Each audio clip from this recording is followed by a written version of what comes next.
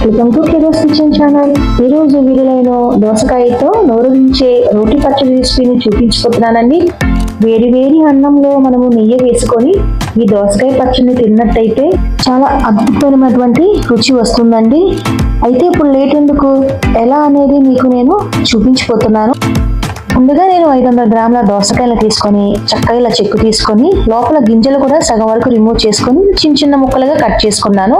ఒక బాణీలో 2 table spoon oil వేసుకొని ఈ దోసకాయ ముక్కలు వేసుకొని 2 నిమిషాలు ఫ్రై చేసుకుంటున్నాను. మూత పెట్టి 2 నిమిషాల తర్వాత ఇలా కుక్ చేసుకున్నాను కదా, ఒకసారి చూపిస్తున్నాను చూడండి. దోసకాయలు చాలా వరకు మగ్గిపోయినాయి చూసారా. ఇప్పుడు నేను అందులో ఒక పావు స్పూన్ అంతా ఉప్పు వేసుకొని ఇలా కలుపుకుంటున్నాను. ఇందులో ఉన్న వాటర్ అంతా దిగిపోతుందండి, తొందరగా డ్రై అయిపోతుంది కాబట్టి నేను సాల్ట్ అనేది యాడ్ చేసుకున్నాను.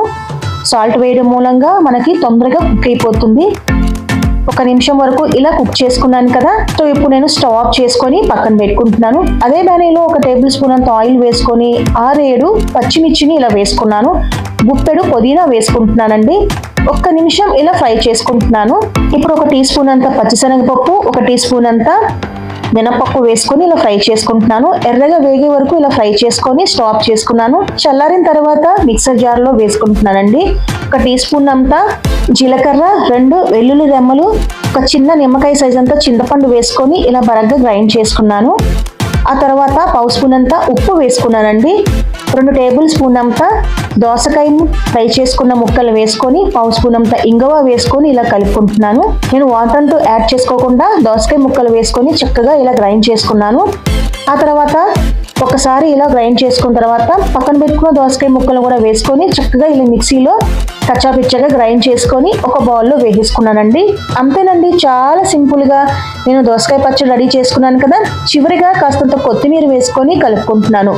మనకి చాలా సింపుల్గా టేస్టీగా ఈ పచ్చడి రెసిపీ అనేది రెడీ అయిపోయింది కదా. ఇది వేడి వేడి అన్నంలో మనం దోసకాయ పచ్చడి వేసుకొని నేతితో తింటే చాలా అమోఘంగా ఉంటుంది కదా. ఎంత సూపర్గా ఉంటుందో తెలుసా. నేను ఇందులో పుదీనా అనేది యాడ్ చేశాను కదా. పుదీనా ఎందుకు యాడ్ చేశానంటే దోసకాయ పచ్చడికి టేస్ట్ అనేది వేరే లెవెల్లో ఉంటుందండి. ఇంకాస్త టేస్ట్ కోసం నేను పుదీనా అనేది యాడ్ చేసుకున్నాను. ఒకసారి ఈ పచ్చడి రెసిపీ మీరు ట్రై చేసి ఎలా వచ్చింది అనేది మీరు కామెంట్ రూపాన నాకు తప్పకుండా తెలియచేయండి ఫ్రెండ్స్. అంతేకాదు మరికొన్ని వీడియోస్ కోసం నా ఛానల్ని తప్పకుండా సబ్స్క్రైబ్ చేయండి.